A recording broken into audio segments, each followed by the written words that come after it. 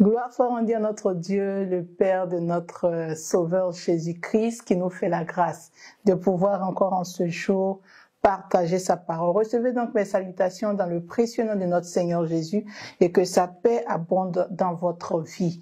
Nous sommes dans un autre mois et nous sommes heureux de voir que Dieu nous a gardés, Dieu a pris soin de nous et nous fait encore l'honneur de pouvoir être dans ses voies. C'est un privilège. Il nous donne encore l'occasion d'entendre parler de lui. Aujourd'hui, nous parlons de restauration.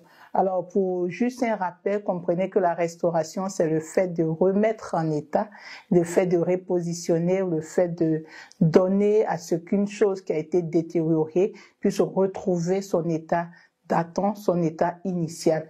C'est donc pour nous l'occasion de parler autour de ce grand thème qui est la restauration et particulièrement comment est-ce que nous sommes dans la restauration. Donc, face à mon temps de restauration, qu'est-ce que je dois faire ou comment je me tiens?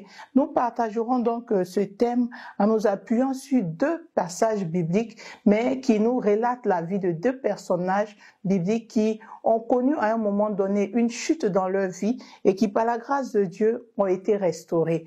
Mais nous tirerons par la suite des leçons et nous donnerons au Seigneur de nous visiter à travers la vie de ces deux personnages. Donc, nos textes bibliques sont le premier dans le livre de Jean, au chapitre 5, du verset 1 au verset 9. Et le deuxième est tiré du livre de Marc, au chapitre 10, du verset 46 au verset 52. Nous allons donc faire la lecture des deux textes et nous allons faire donc une étude comparative qui va nous permettre de tirer donc les leçons comme je l'ai dit. Jean chapitre 5 à partir du verset 1. La parole de Dieu dit: après cela, il y eut une fête des Juifs et Jésus monta à Jérusalem. Or, à Jérusalem, près de la porte des brebis, il y avait une piscine qui s'appelait en hébreu Bethesda et qui a 5 portiques. Sous ces portiques étaient couchés un grand nombre de malades, des aveugles, des boiteux, des paralytiques qui attendaient le mouvement de l'eau, car un ange descendait de temps en temps dans la piscine et agitait l'eau, et celui qui y descendait le premier, après que l'eau avait été agitée, était guéri, quelle que fût sa maladie. Là se trouvait un homme malade depuis 38 ans. Jésus l'ayant vu coucher et sachant qu'il était malade depuis longtemps, lui dit: veux-tu être guéri? Le malade lui répondit: Seigneur, je n'ai personne pour me jeter dans l'eau, dans la piscine, quand l'eau est agitée. Et pendant que j'y vais, un autre descend avant moi. Lève-toi, lui dit Jésus, prends ton lit et marche. Aussitôt, cet homme fut guéri, il prit son lit et il marcha. Amen. Le deuxième passage dans le livre de Marc au chapitre 10, à partir du verset 46, c'est également l'histoire d'une restauration, d'une guérison. La Bible dit: ils arrivèrent à Jéricho. Lorsque Jésus sortit de la ville avec ses disciples et une assez grande foule, Bartimée, le fils aveugle de Timée, était assis en train de mendier au bord du chemin. Il entendit que c'était Jésus de Nazareth et se mit à crier: Fils de David, Jésus, aie pitié de moi. Beaucoup le reprenaient pour le faire taire, mais il criait beaucoup plus fort: Fils de David, aie pitié de moi. Jésus s'arrêta et dit: appelez-le. Ils appelèrent l'aveugle en lui disant: prends courage, lève-toi, il t'appelle. L'aveugle jeta son manteau et se leva d'un bond, vint vers Jésus. Jésus prit la parole et lui dit: que veux-tu que je fasse pour toi? Mon maître, il répondit: que je retrouve la vue. Jésus lui dit: vas-y, ta foi t'a sauvé. Aussitôt, il retrouva la vue et il suivit Jésus sur le chemin. Alléluia. Que le nom du Seigneur soit béni. Voici deux passages qui parlent de guérison. Et ce qui m'a marqué, c'est que dans ces deux types de guérison, il y a une question que Jésus a posée. Dans le livre de Jean, il dit à ce paralytique: veux-tu être guéri? Dans le livre de Marc, il dit à Bartimée, que veux-tu que je fasse pour toi? Dans ces deux textes, le Seigneur pose des questions. Mais ce qui m'a marqué, c'est que les réponses et les attitudes sont différentes. Dans le texte de Jean, la Bible dit que lorsque le Seigneur pose la question « Veux-tu être guéri ?», le malade commence à ressasser des choses qui ne sont en rien en rapport avec la question posée. Normalement, une telle question demande comme réponse oui ou non. Mais le verset 7 nous dit que le malade lui répondit « Seigneur, je n'ai personne pour me jeter dans la piscine quand l'eau est agitée. Et même pendant que j'y vais, un autre descend avant moi. » On parle de restauration, la restauration de leur santé, la restauration de leur dignité, la restauration de leur état initial. Ils sont appelés à vivre en bonne santé comme toi et moi. Nous le sommes également. Mais voici que le Seigneur qui a le pouvoir de restaurer les rencontres lui demande, veux-tu être guéri? Veux-tu que je te restaure? Veux-tu que je te remette dans ton état initial? Veux-tu retrouver tout ce qu'il te faut comme faculté? Alors ce dernier-là, le paralytique, commence à ressasser des choses. Je veux dire à une personne en ce jour que pendant que tu penses à la restauration dans ce mois et pour le restant de ta vie, pendant que tu penses restauration, il faudrait donc arrêter de ressasser les échecs du passé. Ressasser ou bien les gloires du passé. On ressasse souvent les échecs, on ressasse souvent la gloire passée. Ah non, moi j'avais ceci. Oh avant on avait ceci. On est fatigué du passé. Qu'est-ce que tu attends aujourd'hui? Tu n'es plus ce que tu étais hier. Tu n'es plus au stade où tu étais hier. Tu n'as plus la position que tu avais. Tu es descendu, tu as chuté, tu as rétrogradé. Et c'est pourquoi le Seigneur vient te restaurer. Tu étais celui-ci qui on comptait dans la famille, mais aujourd'hui ce n'est plus le cas. Le Seigneur veut te restaurer, il veut te donner de connaître encore des jours meilleurs. Mais tu te mets dans le passé.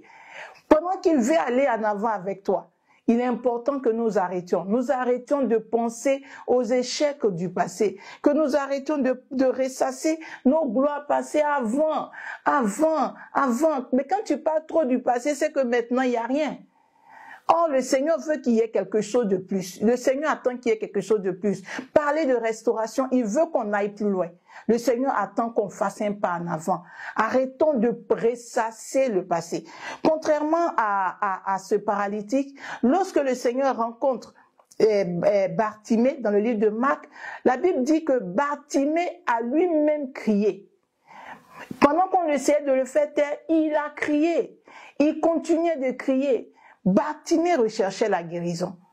Je me donne une idée simple et banale et je dis, imaginez ce monsieur qui est couché, qui est malade depuis 38 ans. Je ne sais pas depuis combien d'années il était à cette piscine.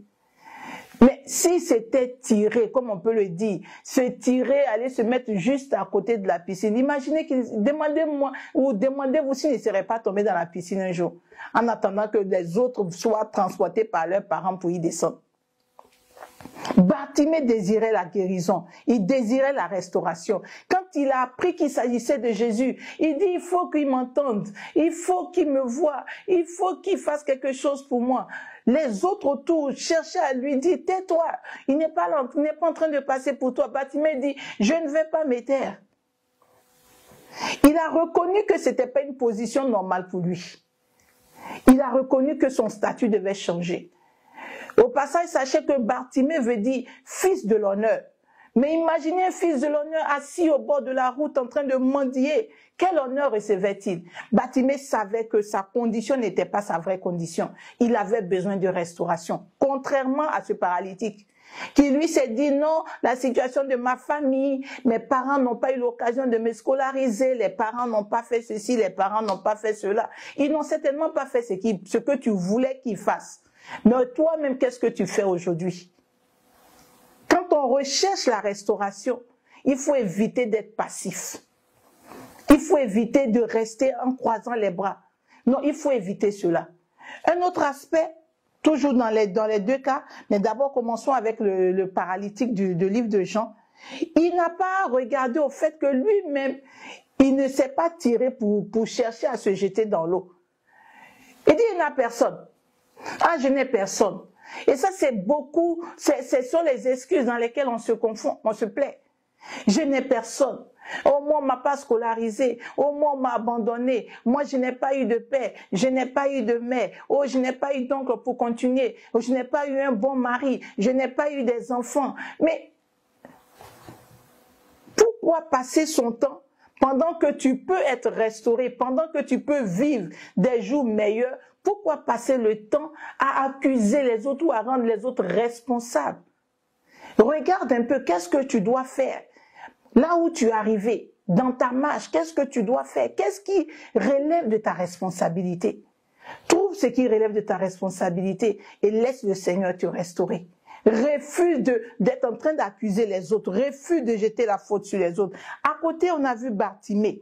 Bartimée qui a su qu'il n'avait pas ses yeux pour voir, mais il avait entendu parler. Alors ses oreilles lui ont donné de savoir qu'il s'agit de Jésus. Bartimée savait qu'il n'avait pas Dieu pour aller vers lui, mais il avait une voix qui pouvait aller jusqu'à Jésus. Tu as des atouts. Certainement qu'il y a des limites qui sont là. Il y a des choses auxquelles tu n'as pas eu droit, mais tu as quand même quelque chose. La parabole des talents nous dit que Dieu a distribué des talents, Jésus, un maître a distribué des talents, et parlons donc de Dieu, qui a donné à un 5, à un autre 2 et à un autre 1. Alors, chacun a eu quelque chose. Tu as au moins un talent, tu as au moins un don, tu as au moins une qualité qui peut te permettre de donner au Seigneur de te restaurer. Je voudrais encourager une personne pour lui dire que tu n'es pas sans talent, tu n'es pas sans potentiel, tu n'es pas sans ressources. Tu as entre tes mains, tu as dans ta vie ce qui peut donner au Seigneur de restaurer ta vie. Je veux terminer en te disant que refuse d'être passif. Pendant qu'on parle de restauration, refuse d'être passif. Personne ne viendra prier pour toi. Personne ne gênera pour toi. Personne ne se lèvera pour poser telle ou telle action pour toi. Il faudrait que tu comprennes que tu dois te lever et que tu dois te mettre en mouvement afin que le nom du Seigneur soit glorifié. Alors pour la restauration, pour ton rétablissement, pour un positionnement, il est important que tu sois actif. Comprends que tu dois te lever. Fais ce que tu peux faire. Et laisse Dieu faire ce que tu ne peux pas. Il y a ce que toi tu peux faire, fais-le. Autant que tu le peux, fais-le. La Bible nous dit, ce que ta main trouve à faire, fais-le. Ce que tu peux te donner comme effort spirituel, donne-toi cet effort. Ce que tu peux te donner comme disposition, fais-le. Fais ce que tu peux et Dieu fera le reste. Et comprends que il y a la faveur qui se manifeste. C'était la pure grâce pour ce paralytique de Jean. C'était la pure grâce. C'est ce qu'on appelle la faveur. Pendant qu'ils étaient nombreux à cette piscine, pourquoi est-ce que c'est à lui seul que Jésus pose la question? La faveur. Pour ta restauration, ou face à ton désir d'être restauré, demande la faveur de Dieu. Appelle la faveur de Dieu sur ta vie. Demande la faveur de Dieu. Seigneur, pour ce mois et pour le restant de ma vie, je prie que tu me localises. Je prie que tu aies pitié de moi. Je prie que tu interviennes dans ma vie. Que tu me surprennes. Oh, là où je me sens faible, là où je suis sans force, surprends-moi par une visitation. Surprends-moi, Seigneur. Et je sais que comme il a fait pour ce paralytique, il se souviendra de toi et te surprendra agréablement. Le mois de la restauration, je crois que en ce mois et pour le restant de ta vie, tu ne seras plus au même niveau. Ce que tu avais perdu te sera restauré. Ce qui t'a été volé te sera redonné. Ce à quoi on t'a dit que tu n'avais pas droit, mais qui faisait partie du programme de Dieu pour toi, sera entre tes mains. Tu en jouiras et tu donneras gloire au nom du Seigneur. Je veux donc te prier de rester focalisé sur le fait que quelque chose doit être restauré dans ta vie. Quelque chose doit être restauré dans ta marche. Quelque chose doit être restauré dans tes relations. Alors, donne au Seigneur, pendant qu'il a déclaré sur ta vie, mois de la restauration, donne-lui d'accomplir sa parole dans ta vie. Cela ne dépendra pas de toi.